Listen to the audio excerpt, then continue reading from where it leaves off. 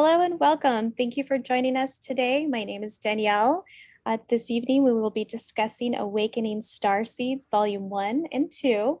This evening, I have Abigail Diaz Juan with us. She's a very special guest. Today, we'll be diving deep into a little bit of her background and her spiritual awakening and get a sneak peek into her upcoming Awakening Starseeds, Volume 1 and 2 chapter. Welcome, Abigail. Thank you, Danielle. Thank you for having me on with you. Yes. Looking forward to our conversation. Likewise. And may I call you Abby? Absolutely. Please do. Wonderful. Most people do. Awesome. So can you tell us a little bit about yourself and your background? Well, I basically, my professional background is in the financial field, in venture capital and in serial entrepreneurism, a very pragmatic and practical area, a little bit far apart from what I'm doing with Awakening Starseeds as a spiritual writer. So that's basically my background professionally.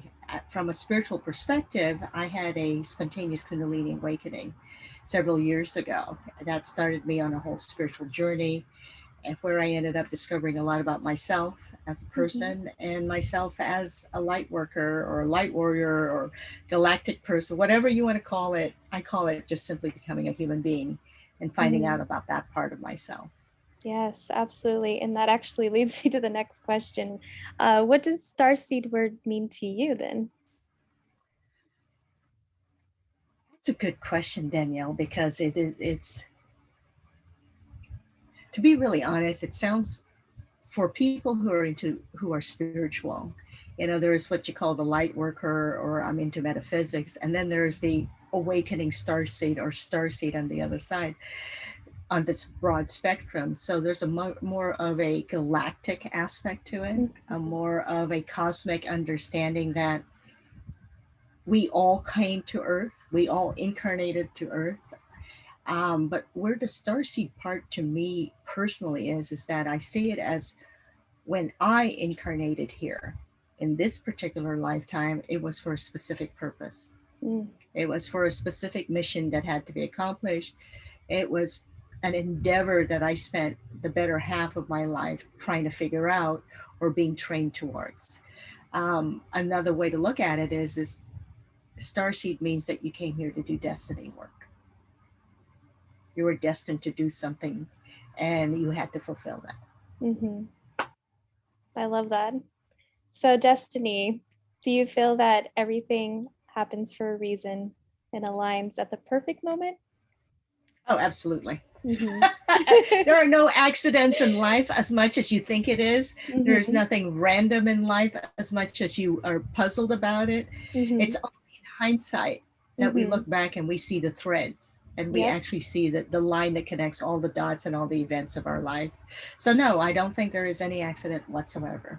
I love that. Connecting the dots backwards. It's perfect. Yes. Yes. So how did you awaken personally to your starseed journey? How did that come about for you?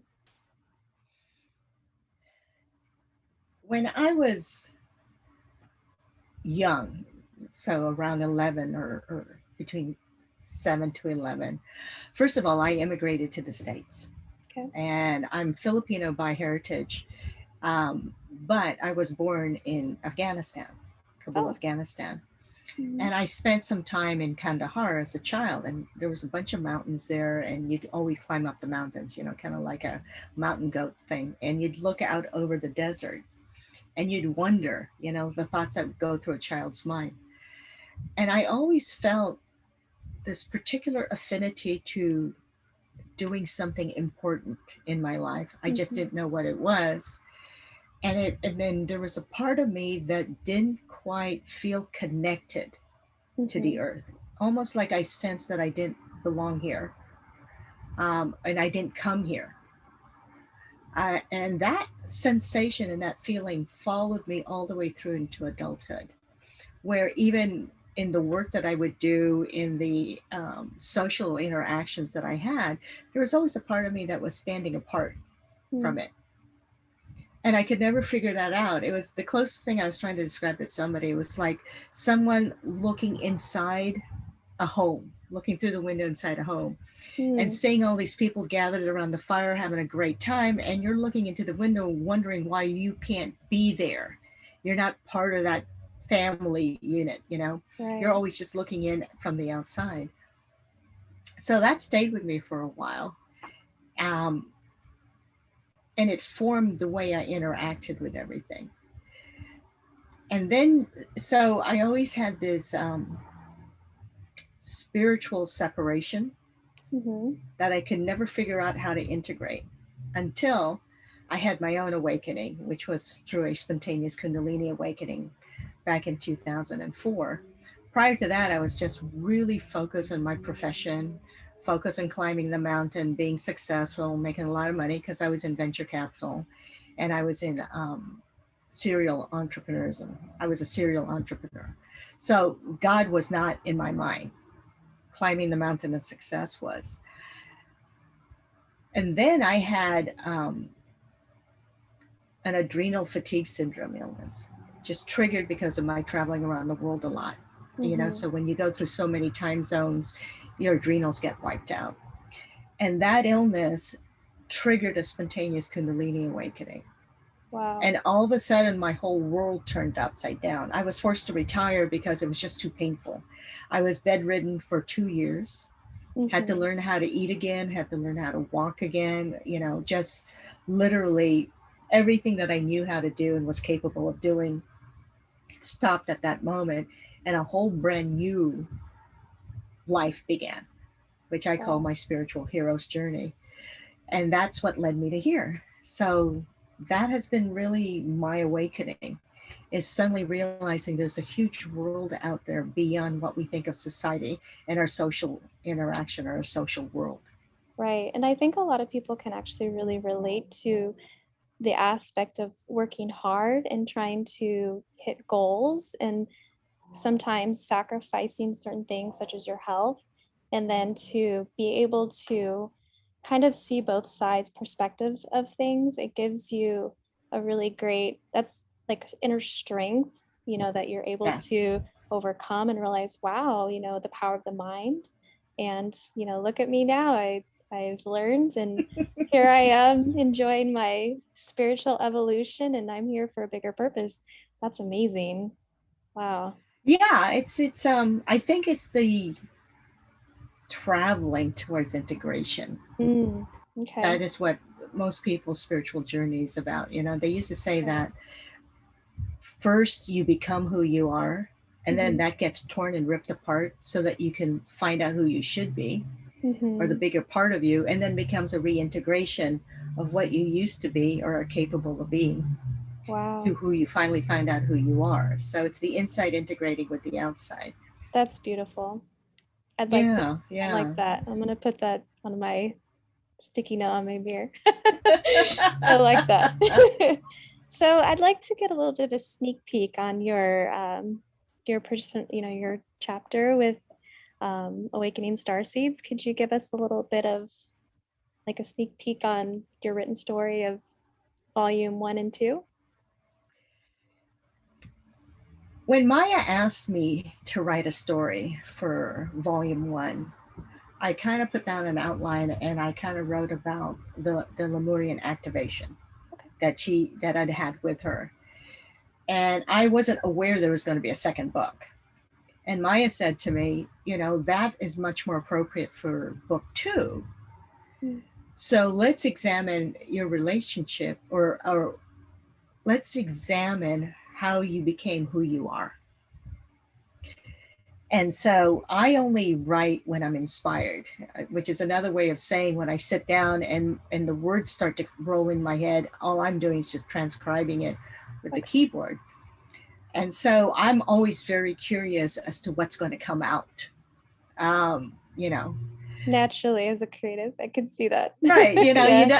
Every time I sit down with a Mhm. planned thought about how I'm going to do it, it never quite turns that way. So Right. it's taken me a while now to understand that until the inspiration comes in, meaning the downloads of information Mm, from above comes in, it's a waste of time to try to force the process. right. So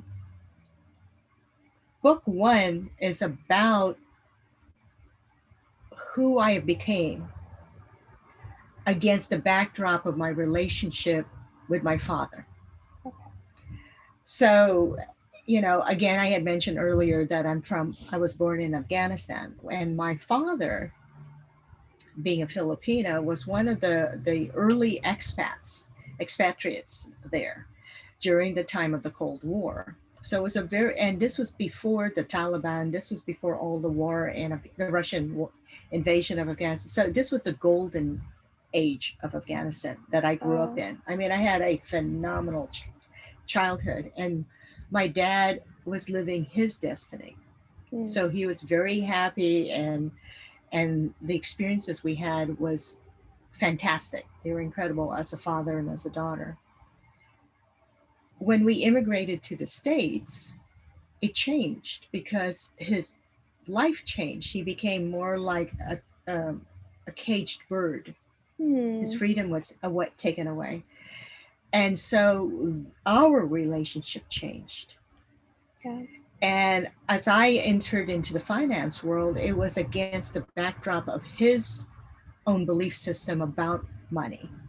I see. And it was almost like his fear of money is what spurred me to go on and do what I did. Right. So that's book one. Mm. And in hindsight, you look back from having written the story in book two, and you realize that was a perfect setup for the story in book two, because it Love it. explained, it gave some background and some context to who I am. Mm-hmm. So that in book two, what we ended up writing about was about the destiny work of what that I've been trained to do now. But at the same time, it connects the two. It connected me from being a starseed here for a purpose and a mission to do, to anchoring me here at Earth with the Lemurian activation. Now I feel like I'm part of being here. I feel like I belong here. I feel grounded, and we've Mm. spoken about that. I'm a Mm-hmm. full blown Aquarian, so anchoring and grounding was not something we start out with. It's something we have to find out how to do when we. Mm-hmm. So the story in book two, against the context of who I was in book one, where I came from, Mm-hmm. is really kind of like the beginning and the end of a full cycle, if you think about that, because I'm an adult about to step into my destiny work Mm-hmm. in book two, and the Lemurian activations was what anchored everything. It anchored my destiny here on Earth, whereas in book one, it explains who I was in the beginning. Oh, I love that. That's So, so you amazing. have both ends of the spectrum or the cycle itself. Mm-hmm. Yeah, I love that. That's really interesting because a lot of people have their own unique journey, but it's definitely one of those things where you sit and you think, wow, there was a reason why I went through this, and here I am. Like I said before, you're a stronger person because of it. But the contrast that it gave you, it's it's it's amazing. Exactly. It's It's exactly definitely that. it's definitely a winning ticket. And now you're a full-blown out of the closet starseed. Who knew? Who knew? Yeah, well, I think it's amazing and it's pretty inspiring. What inspired you to like co-author with Rada Publishing? Because to contribute to such a thing like this was, how did that come about for you? Like I said, it was very organic. Mm-hmm. Um, Maya just asked me out of the blue, um, and I the I had to think about it. But at the same time, because Maya had asked me, I thought, okay, I need to do this because I'm being asked to do this. So it began as a gracious thing to do, Mm. the right thing to do. Mm-hmm. And at the same time that Maya had asked me, I was also coming out of the closet with my own book, How Me Found Right. I, Pivoting Gracefully Through Life. And so I thought, okay, they'll kind of like balance each other a little bit. But I was a little concerned about how my world would react, Mm. to this starseed Right. Would thing, they because judge that's a little you? bit more, Right, Yeah. exactly. I didn't know what the reaction would be. And to be really honest with you, I don't know yet what the reaction is going to be. Um, because I also placed the destiny work in there in book Okay. 2, which is really a professional career shift. And so by doing that, I am intentionally integrating both sides of this. I'm saying that Mm. this has a divine blessing, the work that about to do. It's being divinely blessed. Therefore, if you want to get involved with me, you better be coming from that same context. Yeah. So in a way, I've created a situation that automatically vets who wants to get involved with me and who I want to get involved with. Right. If that makes any sense. Absolutely. And I love the level of integrity that you have behind what you're doing. This is sacred work that you don't want to, you know, it's anyone can be connected to this, but you don't want to, you have to intuitively know and go about it in a way that's, uplifting others, but also you have to, you know, have a level of discernment, which sounds like you're really I tapped do, into. and Mm-hmm. yes, and then there's another thing, and I actually wrote this down. What Rada and Maya are attempting to do, and what I also am attempting to do with my own um, life's work, which is the Million Points of Light Initiative, is to create a net, a web, a network, some kind of connection, collective connection to higher consciousness. Okay. And by that meaning higher frequency, divine energy, and bring that into our lives and into our social environments and our surroundings. Right. So it's about enlightening the social fabric that encircles the earth today. And doing what what Rada and Maya are doing with the Awakening Starseeds, it's tapping into that collective field, Right. into that quantum consciousness. So if I were to say to somebody, get involved with what Rada's doing with Awakening Starseeds, not only is it because about bringing out your story to the world, that's almost that's just like the reason for doing it. However, the true reason and motivation is to stay tapped into that energy Mm-hmm. and to connect to that collective consciousness, because then it can flow through you Right. into your own life, and Mm-hmm. essentially you're stronger for it.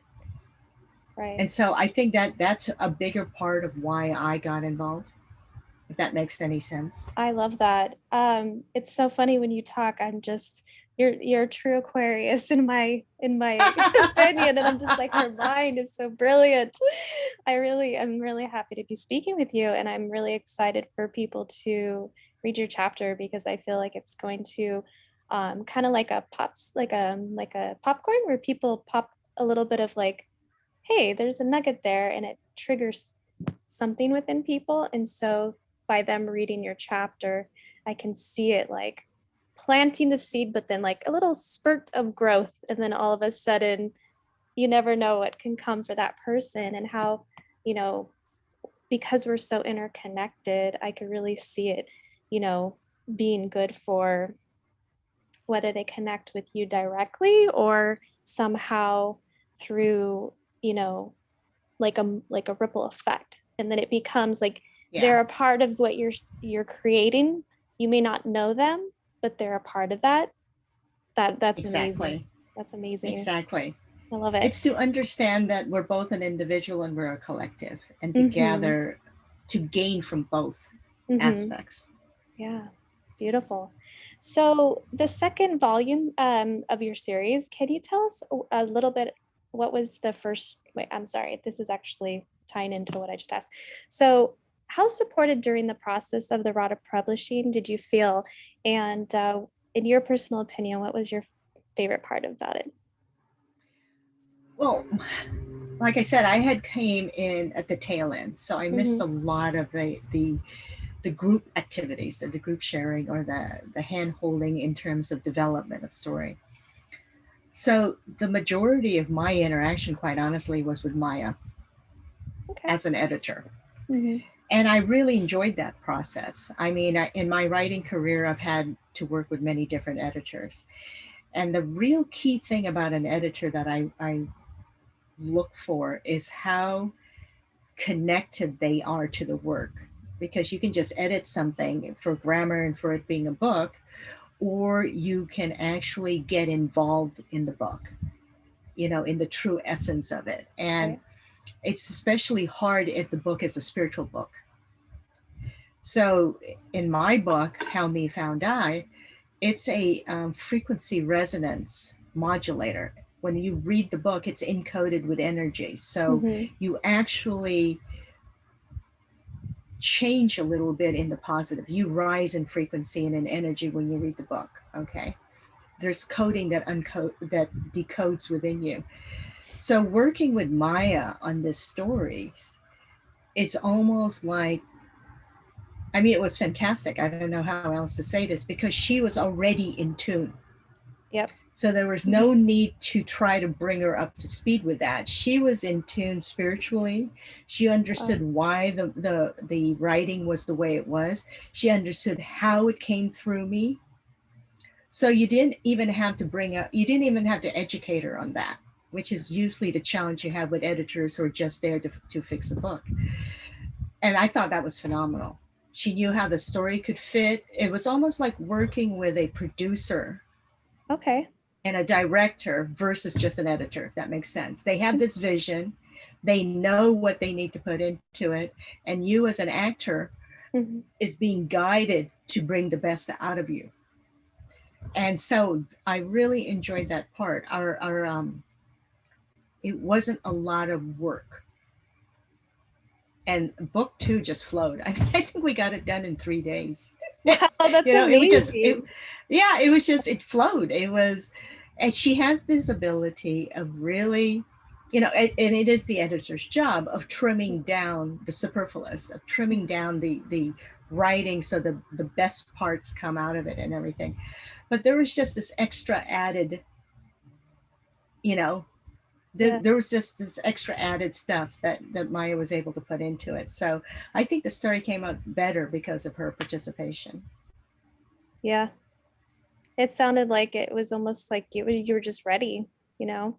Yes, It was yes, just like, essentially.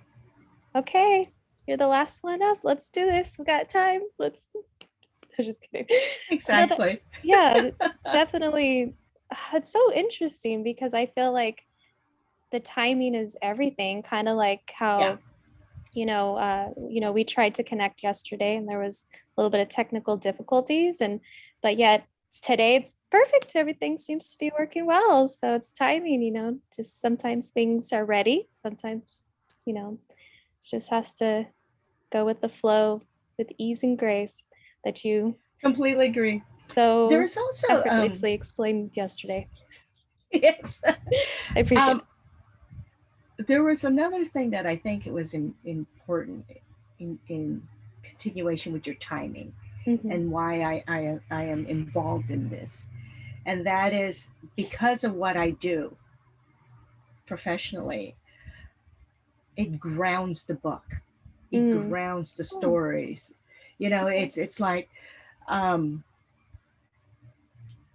if a corporate person like me in what I do and is capable of writing something like this, then it means others can come out of their own closet, Absolutely. if that makes any sense. It it, does. it kind of bridges the two. It bridges the way far out Hmm. galactic cosmic starseedy stuff with, hey, as a human being in my everyday mundane life doing what I do, there's a connection. Mm. Because some of the stories that are in the book are a lot more um, larger in terms of experiences spiritually. And so you have that balancing of all the different stories in the book. and mine tends to be a little bit more on the grounded aspect of things. At Okay. least the first story was. Yeah, I could see that.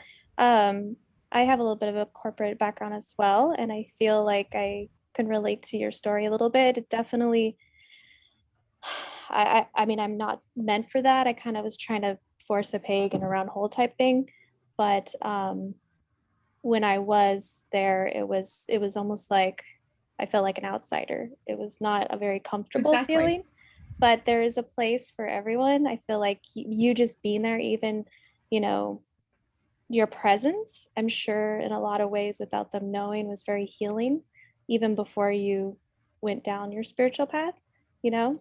Could So, be. It could oh yeah, definitely be. I would think so, when you're a heart-centered person, I really believe you affect a lot of people, even just naturally. So, yeah.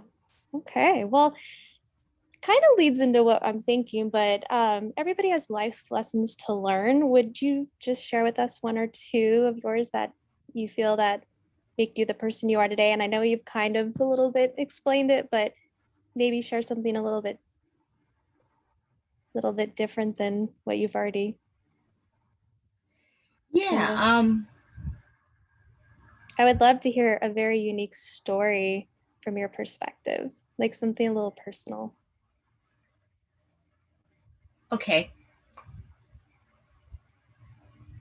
You know, there's two very big life lessons for me that I wrote about earlier, and that was um, the first one is integration.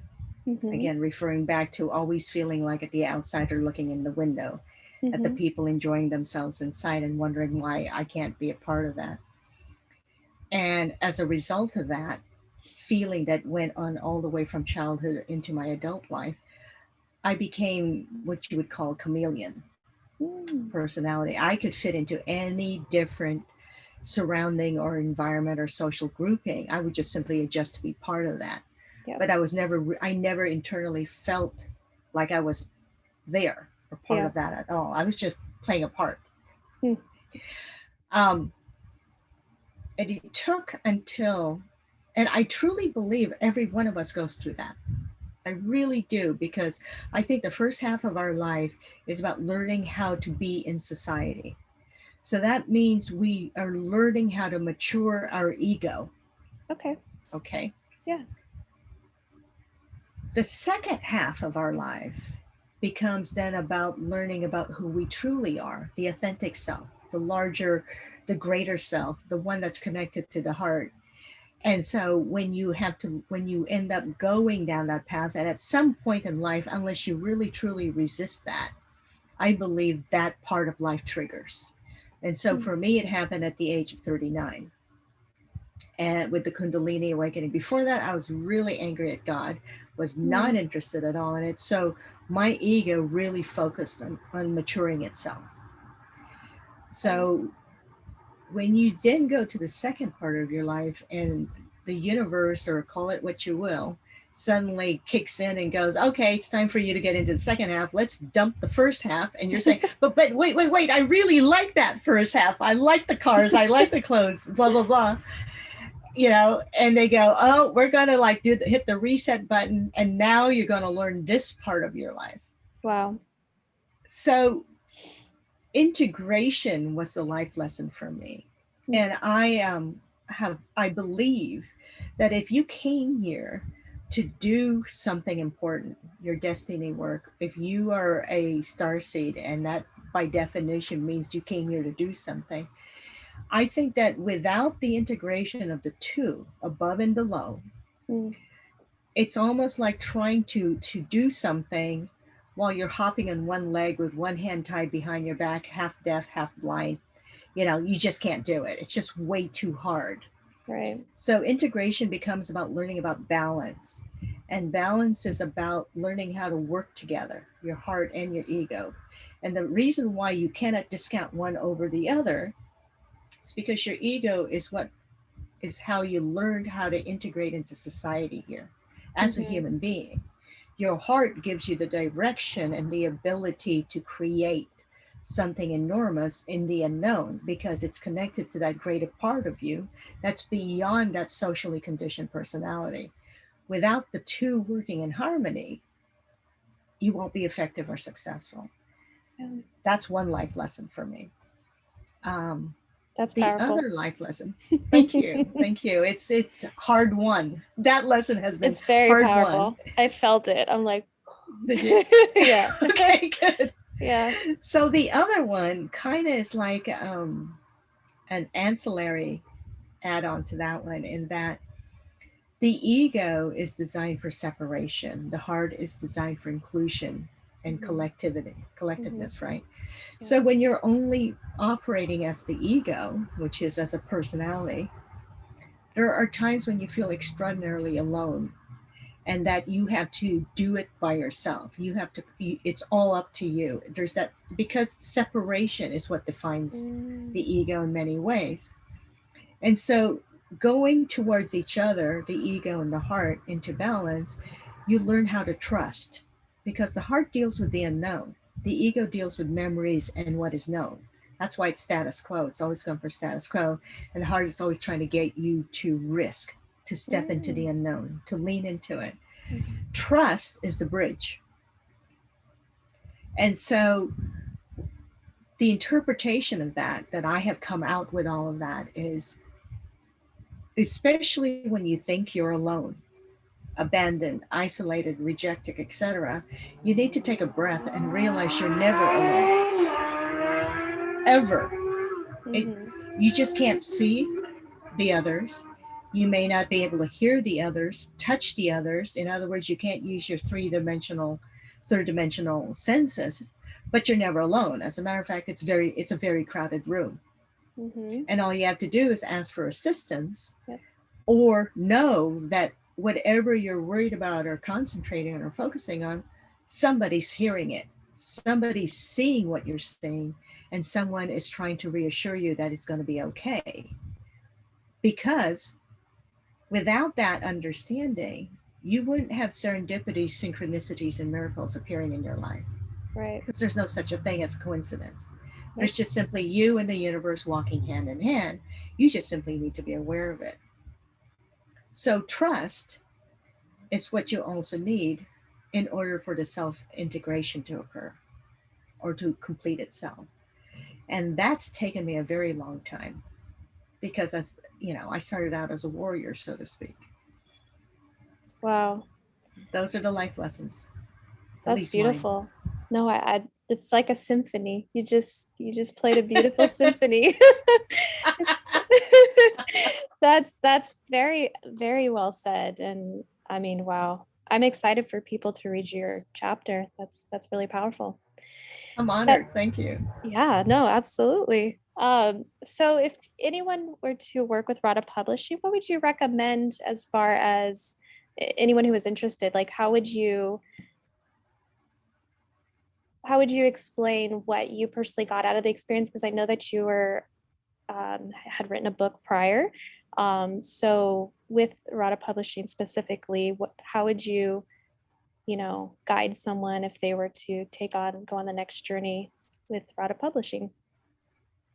Oh, I'd say go for it. You Jump. know, jump, Yeah. totally jump. And if you hit the water and you got to scramble around for a while, just relax. Let the currents take you Oh, where I they love need that. to. Mm, It's a powerful collective female energy that Rada and Maya are creating. And so, therefore, it is about moving to the next stage of evolution for yourself personally when you get involved. I mean, for me, I was really trying to figure out how to bridge coming out of the closet and marrying my practical life with my spiritual, especially the galactic aspect of things, if you really think about it. How do I explain to somebody I incarnated to do this? That's the reason why you're working with me on this. Try saying that in a corporate scenario. Um, so it's about moving to the next stage of your own growth and evolution, mhm, because Rada Publishing House is not an ordinary traditional publishing house. And the Awakening Starseed series is not a traditional book. These are not traditional books. Um, when I had my spontaneous Kundalini awakening back in 2004, I could hardly find any information about it. For Wow. the first 3 years, I didn't even know I didn't even know how to call it a spontaneous Kundalini awakening until finally the right book fell in my lap. And, that's kind of how my guides do it. They drop things on my lap. And that's when I understood what I just went through and why. Today, you can just type it and Google it on the internet about Kundalini awakenings, and it's all over the place. Yeah, a lot of And it's articles. Oh yeah, and there's women in my generation, my age, when we were all experiencing, we had no clue what we were going through. So when you look at what Rada and Maya are doing, they're kind of pioneering that as well. It takes a lot of guts to call yourself a starseed in mainstream, you know, in Hmm. mainstream. It just does. Um, so my suggestion to somebody is go for it, jump right in, and let the river take you where it needs to go, where you need to go. Beautiful. You'll be better for it. Yeah, that's amazing. Well, where can our listeners find you? For right now, because I'm in the middle of, we're working on this destiny work, which is the Million Points of Light Hmm. initiative. I'm kind of in transition. Okay. So a lot of my activities are kind of on hold because we're in stealth mode, we're in preparation mode. So for right now, you can find me at abigaildiazjuan.com, my website, and from there, as I evolve the work, you'll be able to keep up to date with us. For right now, most of what you'll find out about me is really the book, How Me Found I, The Art of Pivoting Gracefully Through Life, Mastering the Art of Pivoting Gracefully Through Life. But please keep in touch. What we're trying to do is create something incredible for humankind, and humbled to be a part of it. And I'm hoping down the road, so can you join it. Wonderful. Do you have any last words you'd like to share off the top of your head before we head out for this evening? I think I've said a lot already, Oh, but I'm enjoying coming out of the closet. How's that? I love it. We'll have a parade for you. There you go. There This you is go. supposed to be fun too, you know.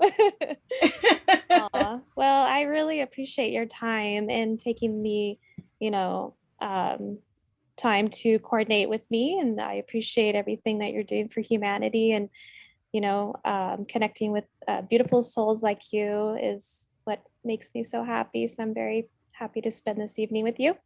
And I wish you all the best on your journey. And I will catch you another time with Thank you, Rada Danielle. I Publishing. really enjoyed this. Mhm. Appreciate Likewise. that. Well, you Thank you. have a good evening. We'll talk soon. Bye. Okay.